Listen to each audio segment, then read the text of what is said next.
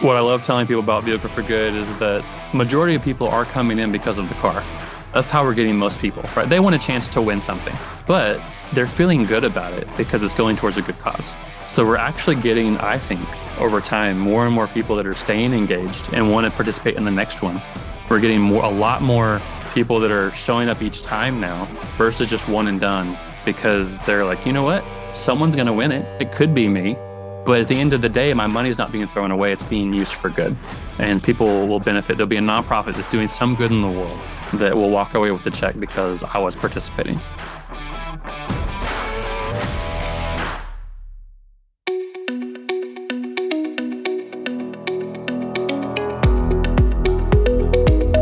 This is Associations Thrive, the podcast celebrating successful associations and their leaders.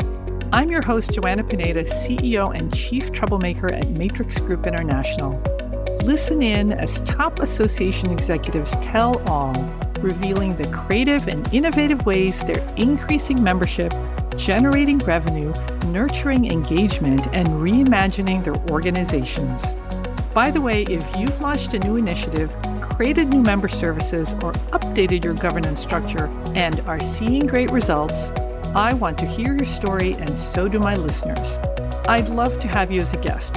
Go to podcast.matrixgroup.net and apply to be on Associations Thrive. Now let's dive into this week's show. Today, I'm speaking with James Thorne, CEO of Vehicle for Good. James, welcome to the show. Thank you, Joanna. I'm so grateful to be on. Appreciate it. James, tell us about Vehicle for Good. What Vehicle for Good is we are a sweepstakes, 501c3 sweepstakes company helping other nonprofits raise funds. We have an application for nonprofits to come in. We choose the nonprofit that's going to benefit, and then we run a sweepstakes where we get a really nice car. That's where the audience comes in. People all over the country get excited about a really sweet ride. They enter for their chance to win. Their donations are tax deductible because we are 501c3. Through their chance to win, they're helping benefit nonprofits, so they feel good about what they're doing. That whole process raises money. We pay off our expenses, and a nonprofit gets cut a check. Okay, so say I'm running a small nonprofit. You will do a sweepstakes for me, and you'll raffle off like some amazing European fancy sports car. And you'll get donors from around the country, and after expenses, the nonprofit gets the remaining portion of the funds. That's correct.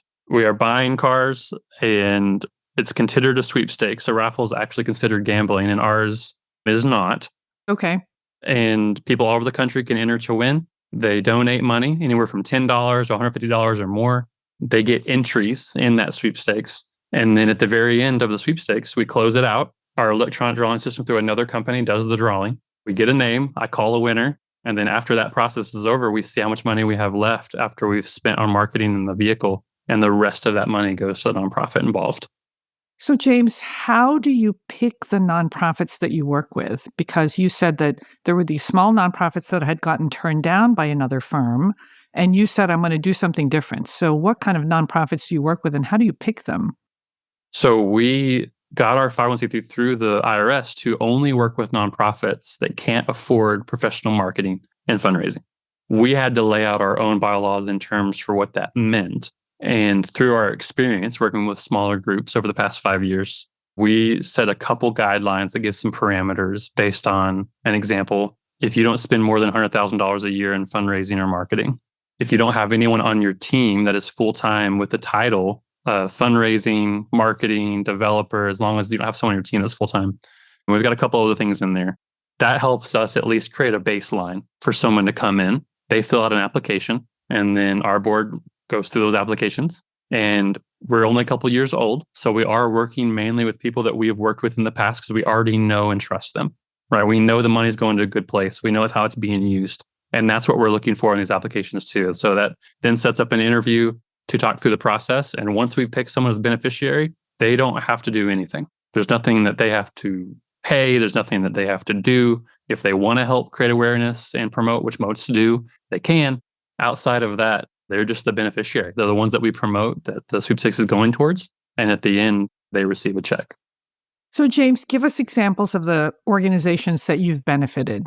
Yeah, currently right now we're running one. It's a Corvette that we're giving away, and it's benefiting two nonprofits that support veterans. So we kind of played on the name, and it's like a vet for vets. Oh, cute. Yeah, yeah. So it's been fun because people are coming in and they're getting excited about the car, but then like, oh, veterans, that's amazing. So they're seeing the two causes or the two nonprofits we're supporting. The last one we did, we gave away a Ram Power Wagon truck, and it went towards a group that helped foster and adoption kids. And this specific group is helping teenagers before they age out find forever families. So we were able to use that and promote that, helping kids find families, win a truck. And we're about to go into one next where we have a Porsche that we're giving away, and we're helping a group that are helping people beat homelessness, people that are maybe smaller families, veterans, people that just need a little help to get back into a home and off the street. So I have a heart too. There's probably three main areas I have a heart for. One is just water, food, and shelter. Second is poverty, homelessness, veterans. And third is foster adoption and unification. So we kind of set it up just out of my heart for those. Those are like the three main buckets we're starting with. And then we hope to expand from there as we figure it out, because eventually we should be able to do multiple sweepstakes at once. What kind of revenue can a nonprofit expect to receive from a single sweepstakes? That's always questions we get as well. And it's really hard to determine because we're learning by vehicle as well. When we send things out like ads, and we're learning kind of what the auditors are getting excited about, right? Every time we've upped the ante on the vehicle, we get more people involved and more people donating. And that's a higher risk sometimes because you're spending more money. Right, right. When we started, the very first one we did was a flop in terms of raising money. We didn't really make any money. I lost some money. Still gave some money away to the nonprofit. But then we went to the second car and we were able to turn that around. So we went from raising $36,000 the first time to $124,000 the second time to $262,000 the third time. And we're now on our fifth sweepstakes right now. And we're closing out this Friday. We're already over $320,000. So we've been able to up it each time. And we're testing a few things out that might get us into the millions over this next year based off of the audience that we're growing and the cars that we're giving away. Boy, that's amazing. And so, like, if I'm a nonprofit, how much of that do I get to keep? That's another question we always get. And I always tell them, I don't know till it's over. Okay. So basically, we're not giving away 10% or 15%. We're giving away everything after we spend money on the vehicle and the marketing expenses. And sometimes we spend a little more on marketing, testing some things. I'll give you an example. The truck that we raised this past fall was our last one before we closed this one. We raised $262,000 and we cut a check for $140,000 to the nonprofit. Wow. And they didn't have to do anything, and they didn't have to lay out any money. That's correct. Our hope is that people come in and they don't have to put any skin in the game. That's really why the nonprofit is set up for us. Our 5 years I've spent just in marketing fundraising with the groups that have paid us to do work. That's the number one issue, raising money. It's the biggest thing. Yeah. And I have a for-profit business, right, that runs that agency. And my business coach always tells me, the number one rule in any business is to not run out of money. Right. That's a good rule. That's it. Everything else does, like, you can do all sorts of things, but at the end of the day, you just can't run out of money. So with that kind of really drove the force for this nonprofit being, it's the biggest thing that we all have to focus on and work on in our nonprofits. So if I can help alleviate that, especially with some smaller groups that are really getting started or have only been around for so many years, to help give them some more funds that they can make better decisions with, or a little wiggle room, that's really the heart for it. Well, so James, let's turn to your own journey for a second before we go back to Vehicle for Good. What kind of background do you have that you're able to do all this? And are you still running the for-profit agency? I spent about 10 years working for two large churches in the DFW area that my main role was communication. And when I say large churches, some of them multiple campuses, thousands of people. My role was to really help figure out how to communicate to these people and then how to bring more people in that are in the community. And through that, I worked on building teams. I ended up overseeing missions and groups, and I loved what I did. I built teams to do that. But I really enjoyed the media and communication aspect of that side. And then one day I just got an itch to start my own thing. I started that journey, and it probably took about 2 years to get to that point where I fully stepped out. And it was a great transitioned into doing this by myself. It was hard doing the job. The past 5.5 years now I've been doing this. I love working every day. I love it. Yeah. I don't ever get up and not enjoy what I'm doing. another answer to your question, how I'm able to do this. I've been able to bring other people around me that are 10, 15, 20 years older than me that are really experienced in specific things that work in our agency. That without them, I don't think we'd be doing what we're doing today. So I'm really grateful to have some of these people that some of them are just contractors, some of them are more involved on day to day, but they are way more skilled and advanced in figuring us how to fundraise, how to communicate, and even coach people with strategy. Wow. Well, let's turn back to Vehicle for Good. You pick a nonprofit and then you pick the car. So what's the craziest car you guys have featured in a sweepstakes? We've upped it each time. So this Corvette that we're doing right now is the coolest one we've done. The next one that we're doing, we're upping it again. It's a Porsche 718 Cayman GTS 4.0. Oh. So people that know about cars, really, really sweet ride.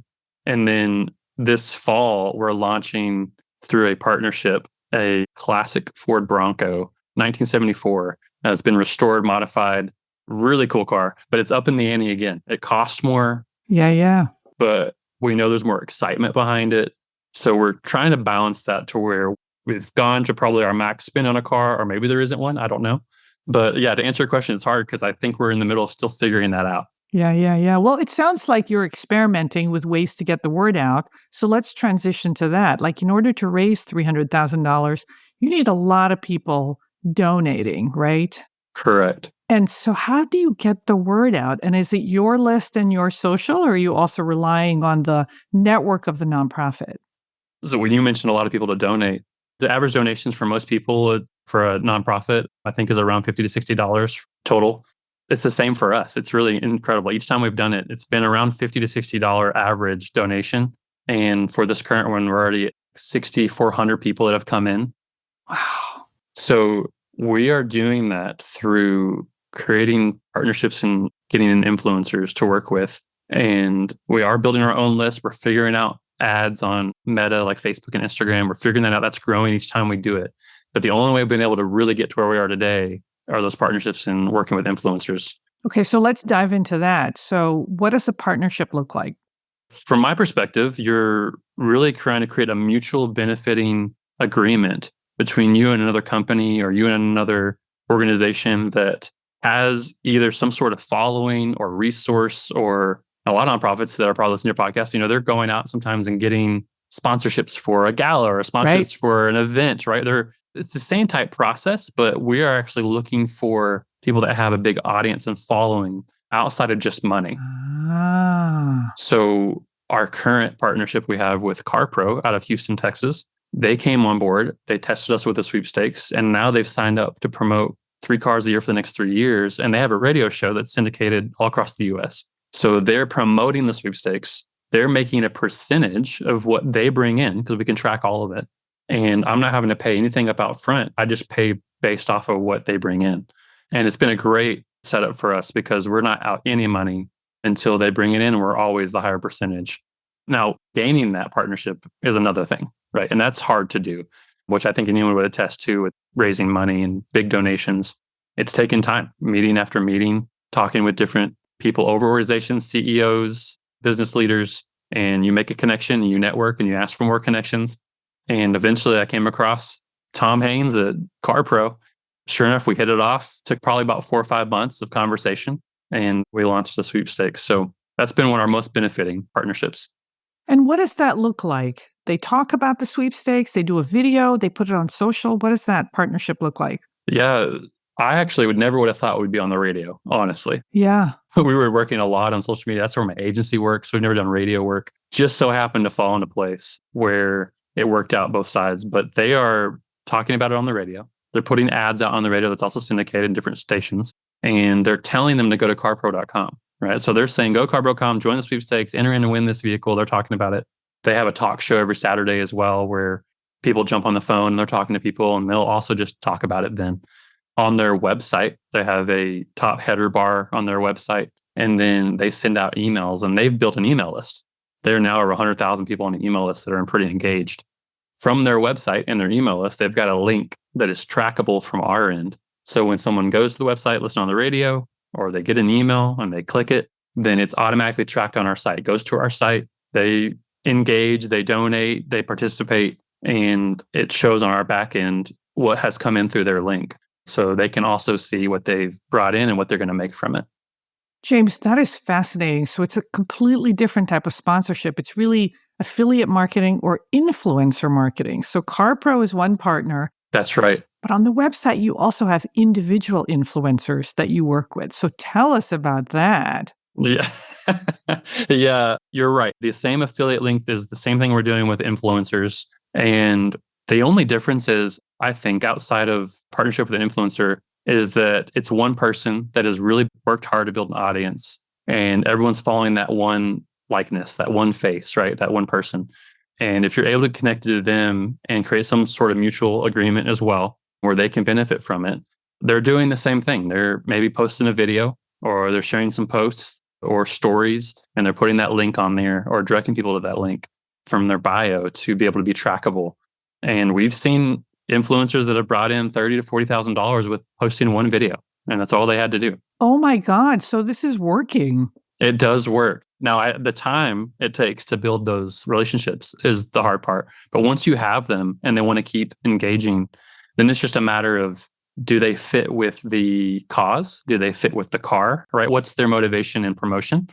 Once you can align those things with them, then you're just setting them up with affiliate. They're able to track it themselves. And some of them get motivated, right? Toward the end, they're like, oh, that worked. Let's do a couple more shout outs, because you never know what amount of money they could bring in, which they're benefiting from. So it's interesting, especially with influencers who have some kind of affiliation, either with cars or maybe with the cause. They're benefiting because they're getting a percentage, but through their following, everybody benefits. You benefit, and the nonprofit certainly benefits. That's right. And what I love telling people about Vehicle for Good is that majority of people are coming in because of the car.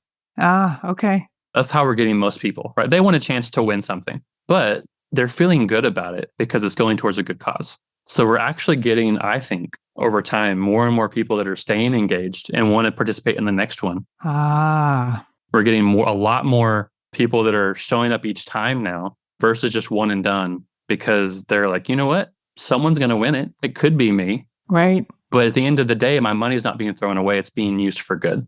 And people will benefit. There'll be a nonprofit that's doing some good in the world that will walk away with a check because I was participating. So someone like my son, who's an absolute car guy, might decide to make a donation because he's really interested in the car, but he can also feel good about the donation. That's exactly right. Yeah. And that's what I believe is working out each time we do this. Because even our ads that we're sending, we're getting some interest, a lot of interest on the front end about the car. And then the ones that don't donate right away, and we're sending other ads about the cause, they're coming in with a higher conversion rate. We're actually making more money on that side because they're kind of seeing both sides. Like, okay, I was really interested in the car. I wasn't sure about it yet, but now I'm learning about what you're doing with it. And like, okay, why not?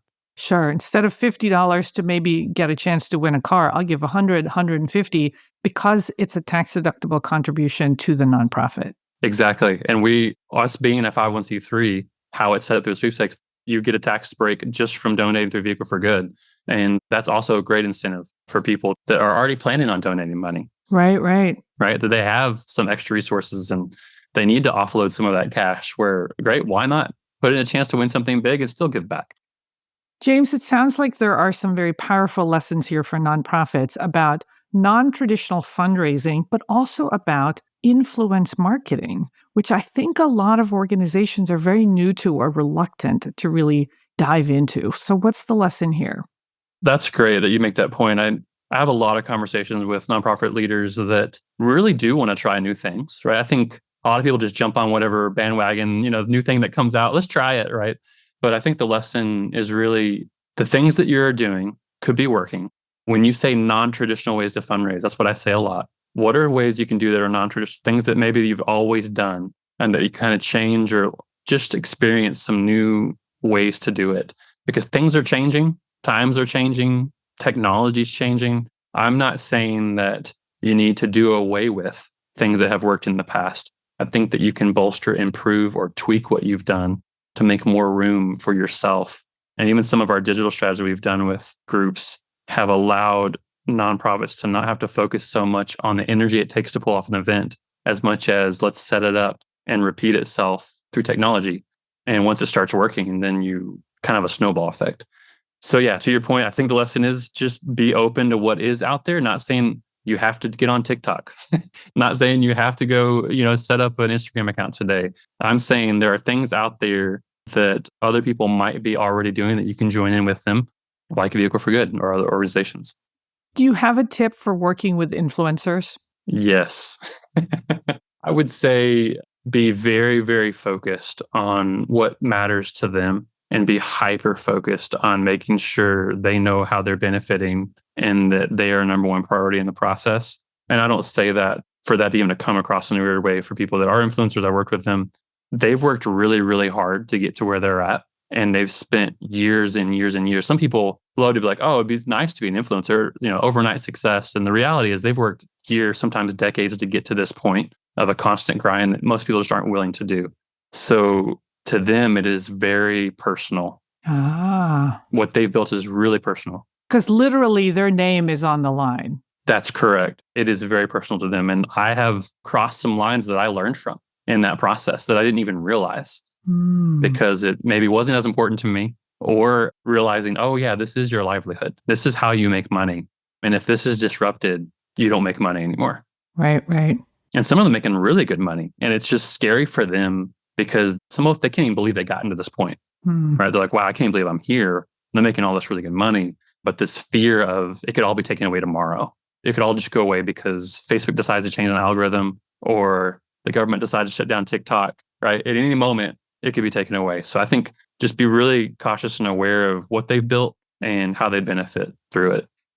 James, if I have a listener who runs a nonprofit that maybe doesn't have the resources to do their own fundraising and could use your help, we'll put a link in the show notes and maybe they'll submit an application. That would be amazing. And for whatever reason, if you don't either qualify through Vehicle for Good or we can't get to you right away, we've got resources through Quirk, our for-profit. We've got a book we can send you. There's things that we can get you started with that get you thinking about non-traditional ways to fundraise, or at least some resources to help on your journey. And it sounds like you're always doing sweepstakes. So for people who are car people, but who also want to do some good in the world, let's send them to vehicleforgood.com. And even though it's .com, you are a nonprofit, you're a 501c3, and maybe they can make a donation to some worthy organization and maybe win a car. That's right. Yeah, it's a fun way for your audience to go check it out and engage and donate, but also through that, maybe find other ways that maybe their creativity gets sparked to do something different. But yeah, it's in the immediate, for sure. You never know who's going to win that car. Absolutely. James, this was a terrific interview. I learned so much about sweepstakes and fundraising and influence marketing. Thank you so much. I hope you'll come back in the future and tell us about the growth of Vehicle for Good and all the new and different things that you're doing. Joanna, I love that. I would love to. And I just appreciate you creating more awareness for what we're doing.